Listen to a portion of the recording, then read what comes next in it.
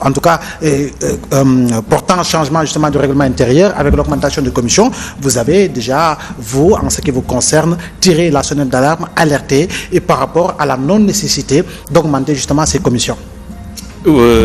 Effectivement, Abdoulaye, je pense quand même que nous avons suivi un contexte assez particulier, le contexte qui a marqué le changement, les modifications du règlement intérieur de l'Assemblée nationale. C'est un contexte qui d'abord nous met dans la situation où l'Assemblée nationale venait de perdre ses prérogatives à travers la suppression du poste de Premier ministre. Il faut comprendre que avec la suppression du poste de Premier ministre, il y a une difficulté au niveau du contrôle parlementaire, parce que le Premier ministre, sa venue avec les autres membres du gouvernement pouvait permettre de gérer, de contrôler les questions transversales.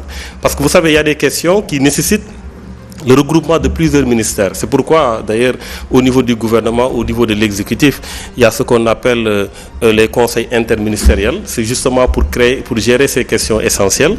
Donc, avec la suppression du poste de Premier ministre, le gouvernement n'est pas présent avec le Premier ministre pour traiter certaines questions. Il y a également cette difficulté à faire des questions d'actualité, etc. Donc, ça veut dire tout simplement que l'Assemblée nationale, qui souffrait déjà de la possibilité de pouvoir gérer convenablement son rôle de contrôle de l'action gouvernementale, avait des difficultés. Donc, il fallait nécessairement renforcer les prérogatives